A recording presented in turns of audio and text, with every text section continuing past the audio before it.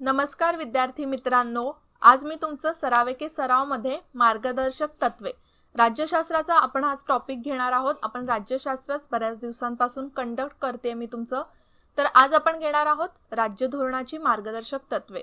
आपण last lecture मध्ये मूलभूत हक्कांवर 10 प्रश्न घेतलेले, त्याचप्रमाणे आज आपण मार्गदर्शक तत्वांवर 10 प्रश्न घ्यायचे आणि एकदम सविस्तर माहिती आपल्याला प्रत्येक प्रश्नाबद्दल कव्हर करायची आहे।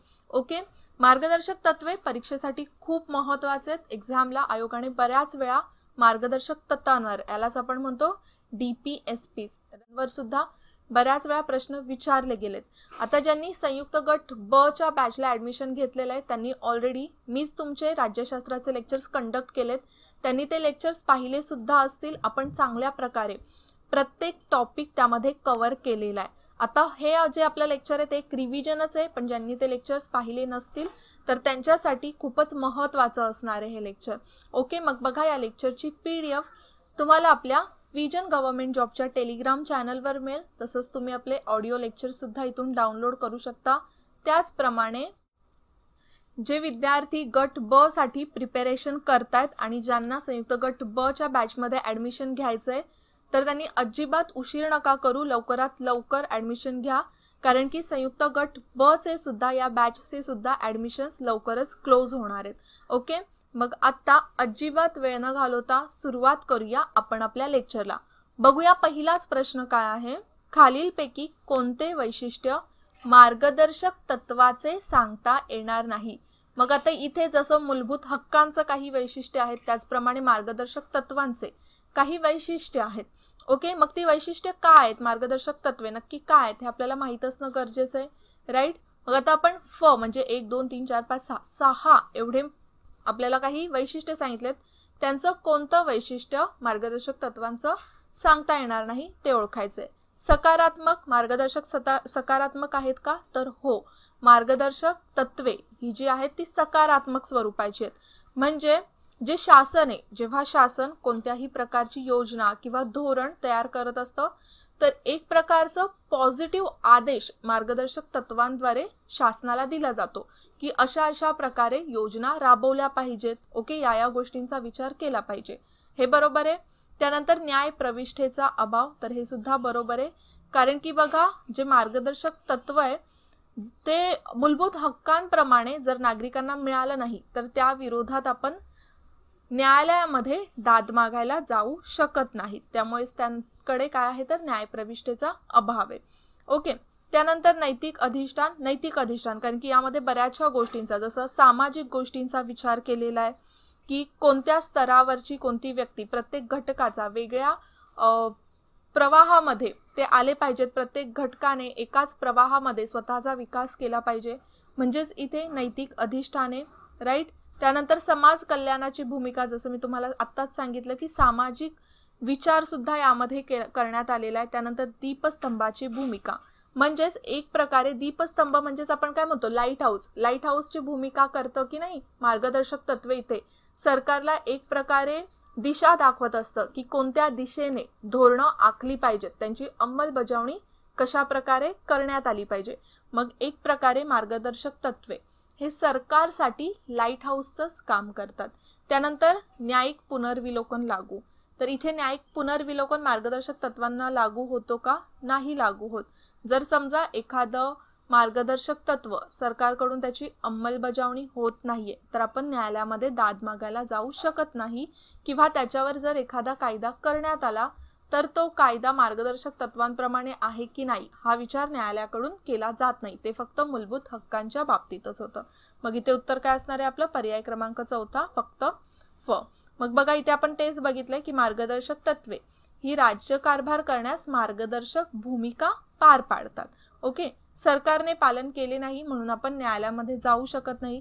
कायदेमंडळाने एखादा कायदा केला आणि तो मार्गदर्शक तत्वांच्या विरोधी असला तरी न्यायालयामध्ये न्यायिक पुनर्विलोकनाचा अधिकार नाहीये न्यायालयाला, राईट। म्हणजेच ही तत्वे काय आहेत, नैतिक आहेत। मग आपण पूर्णपणे बघितले की मार्गदर्शक तत्वांचे वैशिष्ट्य काय काय आहेत, तुम्हाला हे लक्षातच ठेवायचंय। उत्तर आपण बघितलेलं आहे, काय आहे तर पर्याय क्रमांक 4। आता दुसऱ्या प्रश्नाकडे आपण वळूया। जोड्या जुळवायला सांगितल्या तिथे, तर आता जोड्या जुळवा। आता इथे ना एक गोष्ट लक्षात ठेवण्यासाठी सारखी आहे, ते म्हणजे आपले 3 जे घटक आहेत आपल्या राज्यघटनेमधले, ते म्हणजे मूलभूत हक्क, त्यानंतर मूलभूत कर्तव्य आणि त्याचप्रमाणे DPSP म्हणजेच मार्गदर्शक तत्वे. यांचे जे आर्टिकल्स आहेत ना ते तुम्हाला बाय हार्ट पाठांतर असलेच पाहिजे की कोणत्या आर्टिकलमध्ये कोणत्या कलमामध्ये कोणती तरतूद देण्यात आलेली आहे. मग तसाच हा प्रश्न एक कलम दिलेली आहेत आणि समोर दिलेली कोणती तरतूद किंवा कोणत्या मार्गदर्शक तत्वांचा समावेश त्या कलमामध्ये आहे.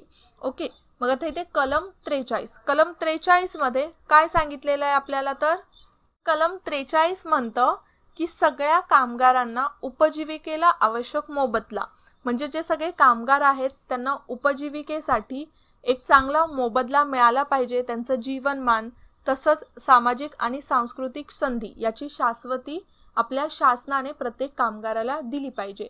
म्हणजेच काय आपण इथे म्हणतोय योग्य मोबदला. योग्य मोबदलाच म्हणजे काय, त्यांचं निर्वाह वेतन. मग कशात काय येणार इथे, तर पहिलंच ऑप्शन आहे कलम 43A. कलम 43A काय सांगतं इथे, तर औद्योगिक व्यवस्थापनामध्ये कामगारांचा सहभाग सुनिश्चित करण्यासाठी उपाययोजना करणे, म्हणजेच उद्योगधंद्यांच्या व्यवस्थापनात कामगारांचा सहभाग असला पाहिजे. हे कशात दिलेलं आहे, कलम 43A मध्ये. त्यानंतर कलम 43B काय असणार आहे, ऑब्व्हियसली इथे लास्ट आपलं उरलंय पर्याय क्रमांक 3, ते म्हणजे सहकारी सोसायट्यांना प्रोत्साहन. कलम 43B काय म्हणतं की जे सहकारी संस्था आहेत त्या स्वइच्छेने स्थापन झाल्या पाहिजेत. आता इथे सहकारी सोसायट्यांना प्रोत्साहन किंवा त्यांच्यामध्ये वाढ होण्यासाठी हे कलम आणण्यात आलेले 43B. कलम 43B मध्ये अजून सांगितलेलं आहे की यामुळेच काय होणार आहे की जी लोकशाही प्रणाली आहे त्याचं नियंत्रण त्याला चालना मिळेल आणि व्यावसायिक व्यवस्थापनाला सुद्धा चालना मिळणार आहे. म्हणजेच आपल्याला उत्तर काय मिळालं इथं, अचं पहिलं, बचं दुसरं, कचं तिसरं. मग उत्तर असणार आहे पर्याय क्रमांक पहिलाच. ओके, मग आता आपल्याला या प्रश्नाचं उत्तर मिळालेलं आहे. मी या प्रश्नाचं जास्त एक्सप्लेनेशन करत नाहीये कारण की पुढच्या सगळ्या प्रश्नांमध्ये आपले ऑलमोस्ट सगळे जे आर्टिकल्स आहेत किंवा तुम्ही म्हणू शकता आपले जे सगळे मार्गदर्शक तत्वे ते आपल्याला कव्हर करायचेच आहेत. ओके, पण तुम्हाला इथे एक गोष्ट लक्षात ठेवायची, जेव्हा तुम्ही मार्गदर्शक तत्वांचा अभ्यास करताय तर 3 बाजूंनी त्याचा अभ्यास करावा लागतो. आता या 3 बाजू कोणत्या आहेत ना त्या थोड्याशा लक्षात ठेवा. एक म्हणजे तुम्हाला सगळी कलम लक्षातच ठेवायची आहेत की कोणत्या कलमामध्ये कोणत्या मार्गदर्शक तत्वाची तरतूद करण्यात आली आहे. दुसरं एक आहे ते म्हणजे मार्गदर्शक तत्वांचं 2 प्रकारे वर्गीकरण करण्यात आलंय. एक वर्गीकरण करण्यात आलंय ते म्हणजे मार्गदर्शक तत्व काय साध्य करते, की एखादं मार्गदर्शक तत्व कोणत्या आयडिओलॉजीवर बेस्ड आहे. मग त्याचे ना 3 प्रकारांमध्ये वर्गीकरण करण्यात आलेलं आहे मार्गदर्शक तत्वांचं, समाजवादी, गांधीवादी आणि उदारमतवादी. मग त्या प्रत्येक आयडिओलॉजीमध्ये कोणतं मार्गदर्शक तत्व आहे ते तुम्हाला लक्षात असलं पाहिजे आणि त्याचनुसार मार्गदर्शक तत्वांच्या गुणधर्मानुसार 5 प्रकार केले जातात. 5 पैलू आहेत त्याचं, जसं आर्थिक, राजकीय, त्याचप्रमाणे सामाजिक, पर्यावरणाचा पैलू आणि आंतरराष्ट्रीय पैलू. तर असे गुणधर्मांनुसार 5 प्रकार पडतात. मग या 3 घटकांनुसार तुम्हाला मार्गदर्शक तत्वांचा अभ्यास आलाच पाहिजे, कारण की आयोग ना या 3 घटकांवरच बेस्ड मार्गदर्शक तत्वांवर प्रश्न विचारतो. ओके, आता तुम्ही म्हणाल मॅम रेफरन्स बुक मध्ये हे गुणधर्म दिलेले नाहीयेत, तर नाही, स्टेट बोर्ड मध्ये यांचा समावेश आहे आणि स्टेट बोर्ड मधून आयोग प्रश्न नेहमी विचारतं, हे आपल्याला सगळ्यांना माहिती आहे, राईट. मग आता आपण पुढच्या प्रश्नाकडे वळूया. काय प्रश्न विचारला आहे इथे, तर मार्गदर्शक तत्वातील कलम 39 संबंधित नसलेली खालीलपैकी कोणती बाब नाही. आता कलम 39 मध्ये ना बऱ्याचशा वेगवेगळ्या तरतुदी मार्गदर्शक तत्वांमध्ये दिलेल्या आहेत, तर खालीलपैकी कोणती बाब त्यामध्ये नाहीये ते आपल्याला ओळखायचंय. पहिलंच दिलंय व्यक्तीस पर्याप्त जीवनोपयोगी साधने उपलब्ध करून देणे, तर हे कलम 39 मध्ये आहे. त्यानंतर सामूहिक वित्ताला पोषक ठरेल अशा रीतीने भौतिक संसाधनांचे समान वितरण करणं, तर हे सुद्धा कलम 39 संबंधित आहे. त्यानंतर संपत्ती व उत्पादन साधनांचे केंद्रीकरण होणार नाही याची काळजी घेणं, हे सुद्धा कलम 39 संबंधित आहे. स्त्री पुरुष दोघांना समान कामासाठी समान वेतन देणं, हे सुद्धा 39 संबंधित आहे. त्याचप्रमाणे कामगार आणि बालक यांच्या आरोग्याला हानिकारक नसेल अशा रोजगार उपलब्ध करून देणं. तर हे सुद्धा कलम 39 शी संबंधित आहे. म्हणजे यापैकी अशी कोणतीच किंवा असं कोणतंच सेंटेन्स नाहीये किंवा तरतूद नाहीये जी कलम 39 शी संबंधित नाहीये. म्हणजेच आपलं उत्तर काय असणार आहे? पर्याय क्रमांक 4 यांपैकी नाही. एकदा आपण परत त्याचं थोडंसं स्पष्टीकरण बघून घेऊया.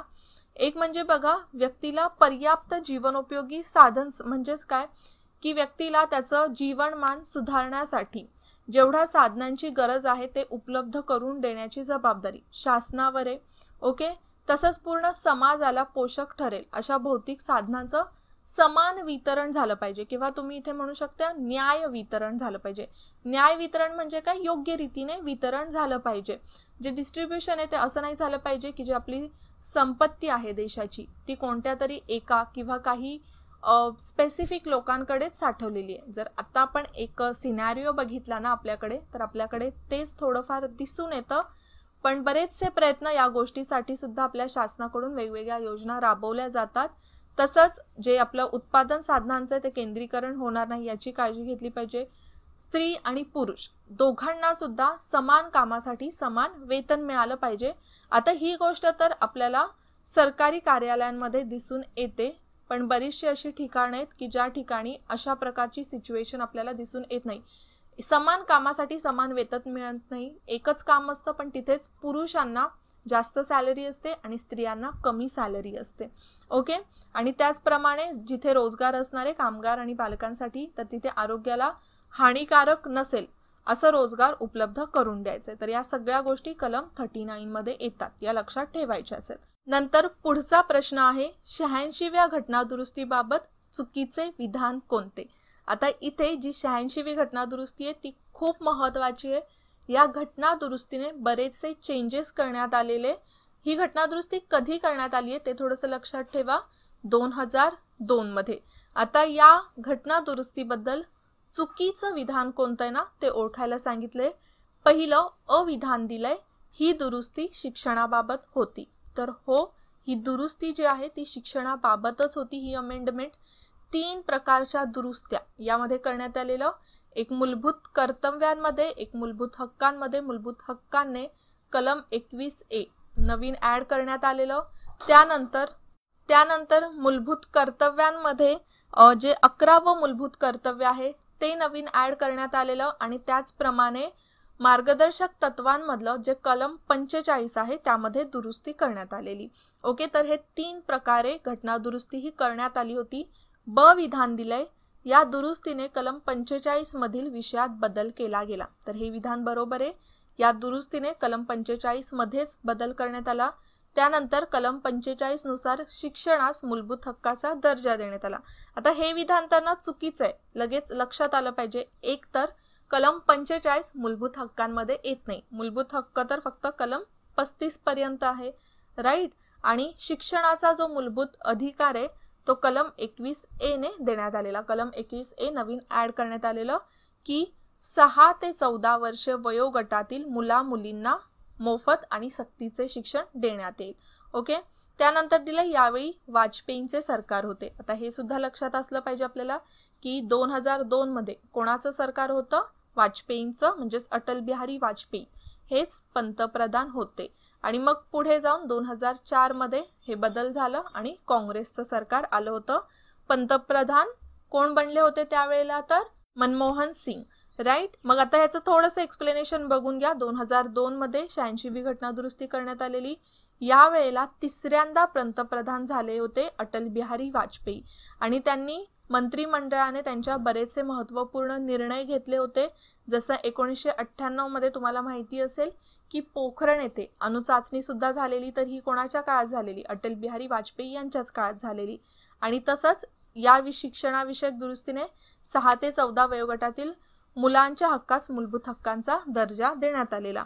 आणि कलम 45 ने काय सांगितलेलं? तर वयाची 6 वर्ष पूर्ण होईपर्यंत सर्व बालकांचे संगोपन आणि शिक्षण याची व्यवस्था करणे. ओके. हे कलम 45 मध्ये चेंज करण्यात आलेलं. मग आपलं उत्तर इथे काय असणार आहे? फक्त क जे विधान आहे ते अयोग्य आहे. पर्याय क्रमांक 3 हे आन्सर आहे, राईट. आता आपण पुढच्या प्रश्नाकडे वळूया.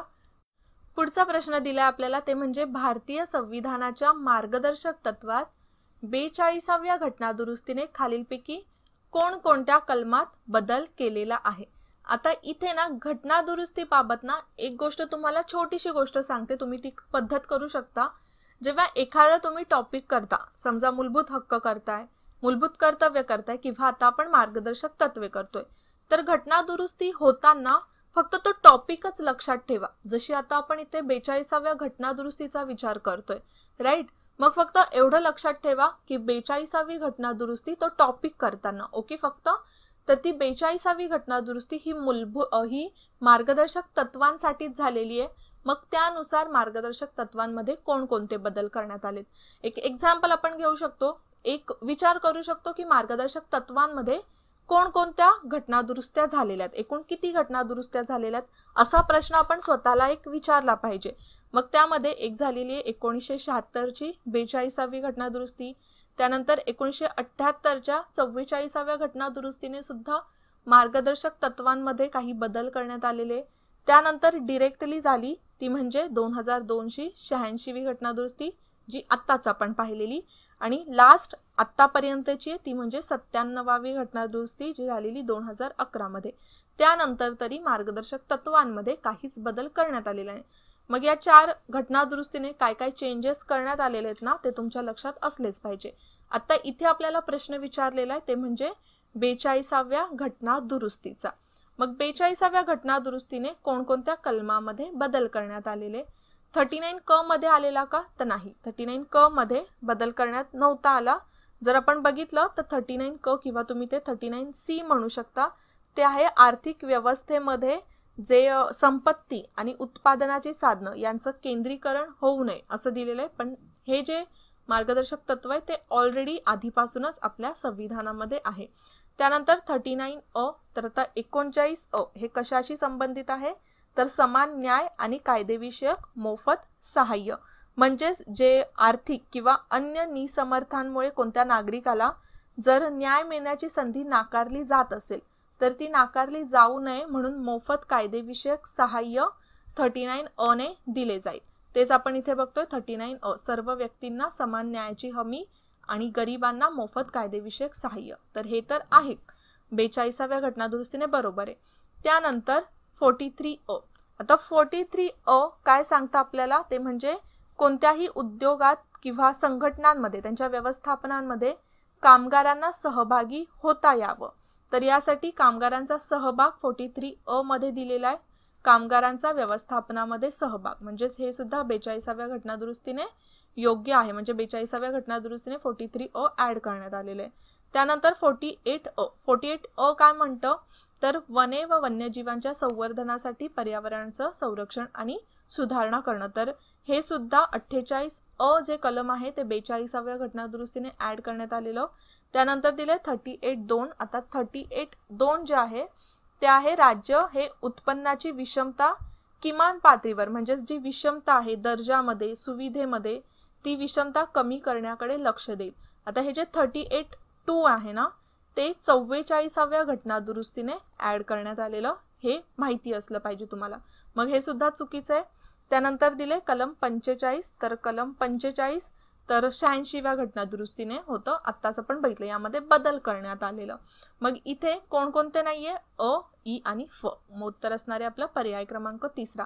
पण या 3 कलमांव्यतिरिक्त अजून एक कलम नवीन ऍड करण्यात आलेलं, ते म्हणजे 39 फ, किंवा तुम्ही त्याला म्हणू शकता 39 छोटावाला एफ. तर यानुसार बालकांना निकोपपणे आणि स्वातंत्र्याच्या व प्रतिष्ठेच्या वातावरणात विकसित होण्याची संधी आणि सुविधा दिल्या जातील. हे कशात आहे, तर 39 फ मध्ये. तर 42व्या घटनादुरुस्तीने ही 4 नवीन कलम मार्गदर्शक तत्वांमध्ये ऍड करण्यात आली होती. ओके. त्याचप्रमाणे 86वी घटनादुरुस्ती पण आपण बघितली. आता 44व्या घटनादुरुस्तीने सुद्धा कोणतं मार्गदर्शक तत्व, तर 38(2) हे मार्गदर्शक तत्व ऍड करण्यात आलेलं. आणि मग 97वी घटनादुरुस्ती राहिली ना आता आपली, फक्त 2011 झालेली. तर यानुसार 43(ब), कोणतं, तर 43(ब) ही जी घटनादुरुस्ती आहे किंवा हे जे नवीन कलम आहे ते ऍड करण्यात आलेलं. आणि यानुसार हे जे नवीन मार्गदर्शक तत्व होते याने सहकारी संस्थांसंदर्भात होतं ते की त्या स्वइच्छेने संघटित करता येतील आणि त्यानुसार लोकशाही प्रणालीचं नियंत्रण होईल, व्यवस्थापन होईल आणि त्यांनी राज्यांना चालना द्यावी अशी ही 43B ची तरतूद आहे. ओके, मग इथे आता आपल्याला कोणकोणत्या घटना दुरुस्त्या झालेल्या आहेत मार्गदर्शक तत्वांबाबत त्या आपण सगळ्या नीट समजून घेतलेल्या आहेत. पुढचा प्रश्न आता आपण बघूया. खालीलपैकी कोणते मार्गदर्शक तत्व हे समाजवादी नाही? सुरुवातीलाच मी सांगितलं तुम्हाला 3 आयडिओलॉजीजवर आपले मार्गदर्शक तत्व आहेत. एक आहे समाजवादी, दुसरा आहे गांधीवादी आणि थर्ड आहे ते म्हणजे उदारमतवादी. ओके, तर हे तुम्हाला लक्षात असलंच पाहिजे. मग खालीलपैकी कोणतं समाजवादी तत्वावर नाहीये? सर्वांना समान कामाबद्दल समान वेतन, तर हे समाजवादी आहे. याने काय होणार आहे? समाजाचं एक प्रकारे कल्याण होणार आहे ना, किंवा सामाजिक विषय आहे हा. त्यानंतर समान न्याय व मोफत कायदेविषयक सहाय्य हे सुद्धा समाजवादीचे. समान नागरी कायदा, तर हे समाजवादी तत्व नाहीये, हे तत्व आहे उदारमतवादी. ओके, त्यानंतर संपत्ती व उत्पादन साधनाने केंद्रीकरण रोखणे, तर हे सुद्धा समाजवादी आहे. मग उत्तर असलं आपलं असणार आहे समान नागरी कायदा. ओके, तर इथे थोडंसं बघून घ्या की समाजवादी तत्वांमध्ये कोणकोणत्या गोष्टी येतात. जसं कलम 38 काय सांगतं आपल्याला की सामाजिक, आर्थिक आणि राजकीय न्यायातून समाज रचना करून लोकांच्या कल्याणाला चालना देणे. तसंच 38(2) आत्ताच आपण बघितलं ना, तो हा पोर्शन आहे. उत्पन्न, दर्जा, सोयी सवलती आणि संधी यांच्यातील विषमता कमी करणे. तसंच 39(अ) जे समान न्याय आणि गरिबांसाठी निशुल्क कायदेशीर सेवा आहे, ते सुद्धा समाजवादी तत्वचे. त्यानंतर कलम 41 मध्ये जे जिल्हे बेकारी, वृद्धत्व, आजारपण, अपंगत्व आणि या परिस्थितीमध्ये काम, शिक्षण आणि सार्वजनिक मदत मिळण्याच्या हक्कांची शाश्वती देणे, तर हे कलम 41 सुद्धा एक समाजवादी तत्व आहे. थोडंसं ना विचार करत जा की कोणतं गांधीवादी आहे, कोणतं समाजमतवादी आहे. जर थोडंसं आपल्याला इथे समजलं ना की ग्रामीण भागाच्या विकासासंबंधी आहे किंवा अशा जर काही गोष्टी असतील तर त्या असणार आहेत गांधीवादी तत्वांमध्ये. ओके, ग्रामीण भागासाठी आरोग्याविषयक किंवा आपण म्हणू शकतो अनुसूचित जाती जमातींसाठी किंवा प्राणी मात्रांवर दया करणं, थोडंसं दयेचा भाग असला तर तो गांधीवादी आहे. समाजाच्या विकासाचा भाग असला तर ते समाजवादी आहेत. आणि जर समजा फ्युचरचा विचार करून काही चेंजेस करण्यात आले असतील किंवा जी काही मार्गदर्शक तत्वे ऍड करण्यात आली आहेत तर ती असणार आहेत उदारमतवादी. ओके, त्याचप्रमाणे शेवटचं काय आहे तर कलम 42 मध्ये जे काम आणि मातृत्वासंबंधी न्याय आणि सहृदयी परिस्थिती उपलब्ध होईल, म्हणजे यामध्ये जे मॅटर्निटी लीव्ह दिली जाते ना, ते एक प्रकारे मार्गदर्शक तत्वांचाच भाग आहे. ओके, मग आता इथे आपल्याला उत्तर तर मिळालंय जे समान नागरी कायदा हे जे तत्व आहे संपूर्ण देशामध्ये ते कलम 44 मध्ये आपल्याला दिलेलं आहे, तर ते आहे उदारमतवादी तत्व. तसंच अजून काही गोष्टी आहेत, जसं त्यामध्ये कलम 43 सर्व कामगारांना उपजीविकेचा आवश्यक मोबदला, चांगले जीवनमान आणि सामाजिक सांस्कृतिक संधी याची शाश्वती देणे, औद्योगिक व्यवस्थापनामध्ये कामगारांचा सहभाग, तसंच पोषणाचा आणि जीवनाचा दर्जा यांचा स्तर उंचावणे यासाठी सार्वजनिक आरोग्य सुधारणे, तर या सगळ्या गोष्टी कशात येतात तर समाजवादी तत्वामध्ये. ओके, आता इथे पोषणाचा, जीवनमानाचा दर्जा उंचावणे आणि आरोग्य सुधारणे म्हणजेच यामध्ये जे घातक असलेली अंमली पदार्थ किंवा पेय यांवर बंदी आणणे म्हणजेच कलम 47, हे सुद्धा थोडंसं लक्षात ठेवा. नंतर पुढचा प्रश्न काय विचारलाय बघा. खालीलपैकी कोणती मार्गदर्शक तत्वे ही मूळ राज्यघटनेचा भाग नव्हती परंतु त्यांचा समावेश नंतर घटना दुरुस्तीने झाला? म्हणजे आपल्याला अशी मार्गदर्शक शोधायची आहेत ज्यांचा समावेश घटना दुरुस्तीने झालेला आहे. आपण ऑलरेडी याची माहिती आधीच घेतलेली आहे बऱ्याच वेळा. पाहिजे तर परत एकदा बघा, तुम्हाला खरं तर आता या प्रश्नाचं उत्तर आलंच पाहिजे, कारण की ऑलरेडी आपण 2 वेळा त्याबद्दल बोललेलो आहोत. जसं उत्पन्नातील विषमता कमी करणे, तर हे जे मार्गदर्शक तत्व आहे ते मूळ राज्यघटनेचा भाग नव्हतं. कोणत्या घटना दुरुस्तीने ऍड करण्यात आलेलं तर 44व्या 1978 ला, राईट. त्यानंतर ब विधान दिलंय पर्यावरणाचे संरक्षण व संवर्धन आणि वने व वन्यजीव सृष्टीचे रक्षण करणे, तर हे विधान सुद्धा 42व्या घटना दुरुस्तीने हे मार्गदर्शक तत्व ऍड करण्यात आलेलं. त्यानंतर समान कामाबद्दल स्त्री पुरुषांना समान वेतन, तर हे नाहीये, कारण की हे ऑलरेडी मूळ राज्यघटनेचाच भाग होतं. ड विधान दिलंय, समान न्यायाची शाश्वती आणि गरिबांना मोफत कायदेविषयक सहाय्य मिळवून देणे, तर हे सुद्धा कोणत्या घटनादुरुस्तीने ऍड करण्यात आलेलं आहे, समावेश करण्यात आलेला आहे, तर 42व्या घटनादुरुस्तीने. त्यानंतर ई दिलंय, सर्व नागरिकांना उपजीविकेची पुरेशी साधने सुरक्षित करणे, तर हे विधान किंवा हे जे मार्गदर्शक तत्व आहे ते सुद्धा मूळ राज्यघटनेमध्ये होतं. म्हणजेच कोणतं मार्गदर्शक तत्व नव्हतं इथे, अ, ब आणि ड, म्हणजेच आपला पर्याय क्रमांक कोणता असणार आहे उत्तर, पर्याय क्रमांक चौथा, अ, ब आणि ड. आपण स्पष्टीकरण पण त्याचं बघून घेऊया, तुम्हाला लक्षात राहील नीट. 42व्या घटनादुरुस्तीने कोणकोणत्या मार्गदर्शक तत्वांचा समावेश आपल्या राज्यघटनेमध्ये करण्यात आलेला. जसं पहिलंच दिलं इथे, मुलांच्या आरोग्यपूर्ण विकासाची संधी या बाबींची शाश्वती देणे, हे कलम 39 मध्ये मार्गदर्शक तत्व ऍड करण्यात आलं होतं. त्यानंतर कलम 43A मध्ये औद्योगिक व्यवस्थापनामध्ये कामगारांचा सहभाग सुनिश्चित करण्यासाठी उपाययोजना करणे, तर हे मार्गदर्शक तत्व ऍड करण्यात आलेलं 43A. त्याप्रमाणेच पर्यावरण सुधारणे, त्याचं संरक्षण करणे आणि वन्य व वन्यजीव यांचं संरक्षण करण्याने समान न्याय व गरिबांसाठी निशुल्क कायदेशीर सेवा, हे सगळं कलम 42ने घटनादुरुस्ती 42ने ऍड करण्यात आलेलं. त्याचप्रमाणे 44व्या घटनादुरुस्तीने आपण बघितलंच, विषमता कमी करण्यासंबंधीची घटनादुरुस्ती आहे.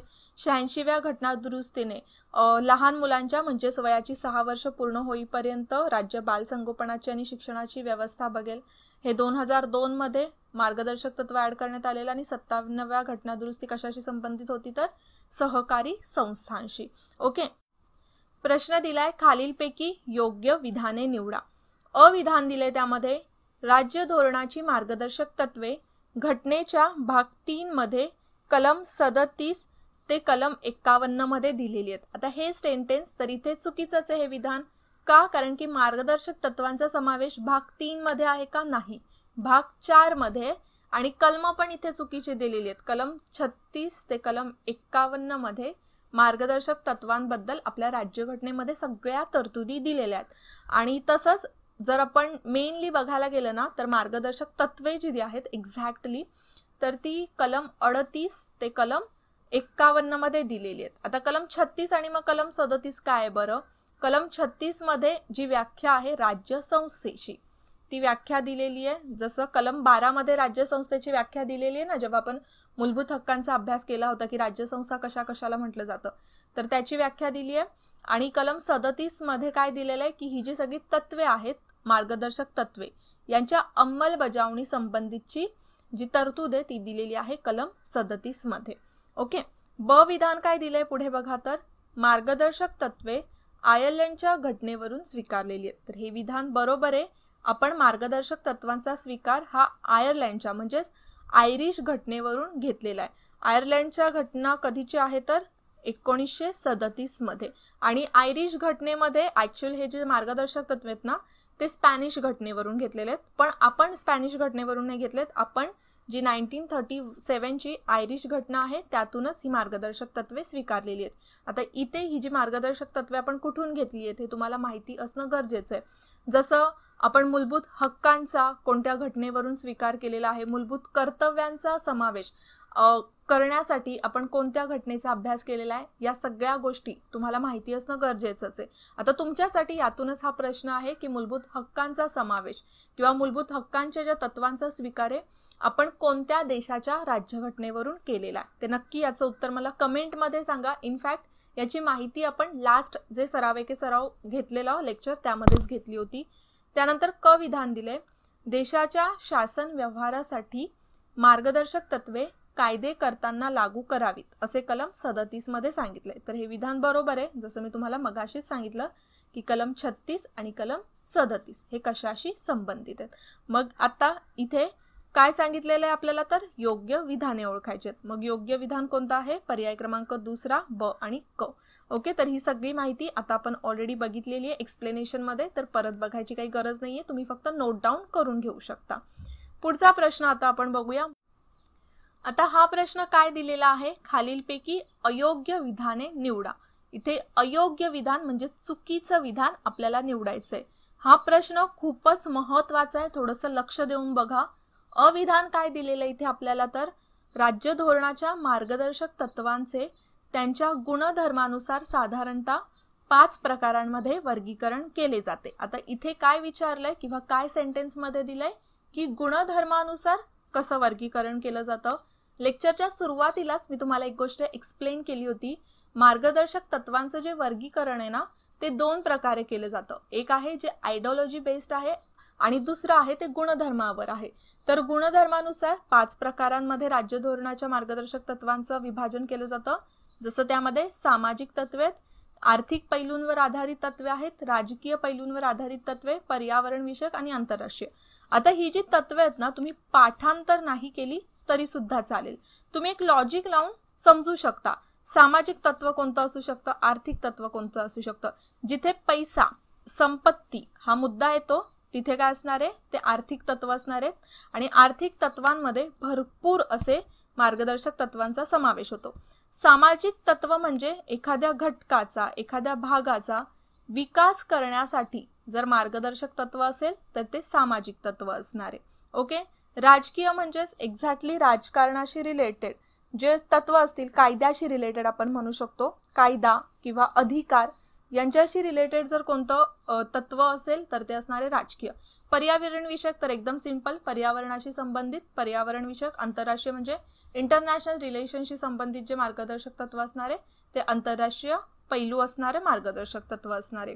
ओके, मग आता ब विधान आपण त्यावरच थोडंसं बघूया काय दिलेलं आहे। तर स्त्री पुरुषांना समान कामासाठी समान वेतन हे तत्व आर्थिक प्रकारात मोडते। तर हे विधान बरोबर असणार आहे। वेतन आलं म्हणजे काय आलं, पैसा, संपत्ती आली, राईट, म्हणजेच हे कशात येणार आहे, आर्थिक प्रकारातच मोडणार आहे की नाही। मग इथे ही दोन्ही विधान योग्य आहेत। उत्तर काय असणार आहे, आपल्याला प्रश्न विचारलाय अयोग्य विधाने निवडा, मग दोन्हीही विधानं अयोग्य नाहीयेत। ओके, एकदा बघून घ्या की आर्थिक पैलू असलेले कोणकोणते मार्गदर्शक तत्वे आहेत। जसं त्यामध्ये स्त्री पुरुष नागरिकांना उपजीविकेचे साधन उपलब्ध करून देणे, समान कामासाठी समान वेतन मिळणे, तसंच संपत्ती आणि उत्पादन साधनांचे केंद्रीकरण होणार नाही याकडे लक्ष देणे, त्याचप्रमाणे रोजगाराची संधी उपलब्ध करून देणे, तसंच कामाबाबत न्याय आणि मानवी परिस्थिती निर्माण करून देणे आणि प्रसूतीची रजा असावी, म्हणजेच इथे आपण याला काय म्हणतो, मॅटर्निटी लीव्ह असणे, तसंच आहार आणि जीवनमान उंचावणे, सार्वजनिक आरोग्य व्यवस्थेकडे लक्ष द्यायचे, कुटीरोद्योग व ग्रामोद्योगाच्या विकासासाठी राज्य प्रोत्साहन देईल। आता इथे बघा प्रत्येक ह्याच्यातून आपल्याला काय समजतंय की कुठे फायनान्शियल गोष्टींकडे लक्ष दिलं जाते, राईट। जसं उद्योगधंदे आलं म्हणजेच इथे पैसा आला, पुन्हा जसं मी तुम्हाला मगाशीच सांगितलंय तिथे कामगारांचा सहभाग असावा। तर हे सगळे काय झाले, आर्थिक पैलू। राजकीय पैलूमध्ये कायदेविषयक मोफत सहाय्य उपलब्ध करून देणे, तसंच सत्तेचं विकेंद्रीकरण करण्यासाठी गावात ग्रामपंचायत स्थापन करणे। आता गावात ग्रामपंचायत स्थापन करणे म्हणजेच काय झालं, ते राजकीय पैलू झालं ना, ग्रामपंचायत काय राजकारण आहे। तसंच समान नागरी कायदा आणि न्याय मंडळ कार्यकारी मंडळापासून स्वतंत्र व वेगळं करणे। त्याचप्रमाणे पर्यावरण विषयामध्ये काय येणार, पर्यावरण संरक्षण, जंगले व वन्य प्राण्यांच्या जीवन सुरक्षिततेसाठी प्रयत्नशील राहणे। सामाजिक पैलूंमध्ये 14 वर्षाखालील मुलामुलींना मोफत आणि सक्तीच्या शिक्षणाची व्यवस्था आहे। जसं आपण बघितलेलं मगाशीच, लहान मुलांना निकोप वातावरणात वाढण्याची संधी, लहान मुले युवकांचे शोषण थांबावे, तसंच त्यांच्या नैतिक आणि भौतिक गरजांच्या बाबतीत उपेक्षा होऊ न देणे। हे सगळे झाले सामाजिक पैलू, म्हणजे समाजाच्या एक एक घटकाचा इथे विकास करण्याकडे प्रयत्न केला जातो। आंतरराष्ट्रीय अगेन इथे जसं जागतिक शांतता आणि आंतरराष्ट्रीय सुरक्षा यांचं संवर्धन करणे, राष्ट्रांमध्ये सन्मानपूर्वक संबंध राखणे आणि राष्ट्रातील मतभेद हे लवादामार्फत सोडवणे। तर हे सगळे झाले आंतरराष्ट्रीय पैलू। मग असे हे 5 प्रकार आहेत जे गुणधर्मानुसार मार्गदर्शक तत्वांचे पडतात। तुम्हाला दोन्ही सुद्धा लक्षात ठेवायचे, जे आयडियोलॉजी बेस्ड आहेत आणि जे गुणधर्मांवर बेस्ड आहेत। ओके, इम्पॉर्टंट आहेत दोन्ही पण। आता आपण पुढचा प्रश्न बघूया, खालीलपैकी योग्य विधान किंवा विधाने कोणती ते निवडा। योग्य विधान किंवा विधाने निवडायची आहेत।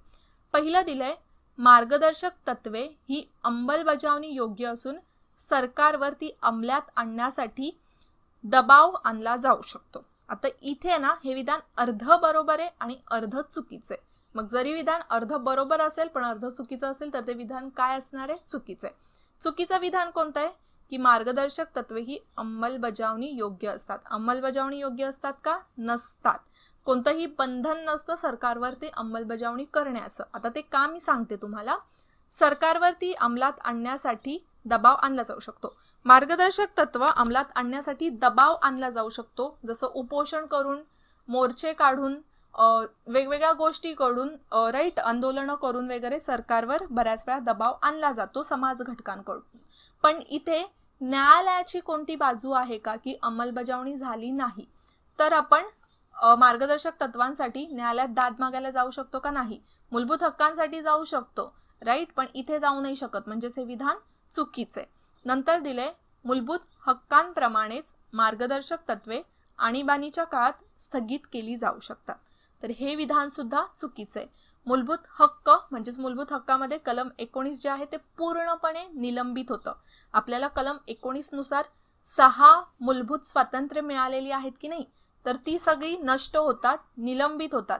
पण मार्गदर्शक तत्व आणीबाणीच्या काळात स्थगित होतात का? नाही होत. म्हणजे हे विधान सुद्धा चुकीचं आहे.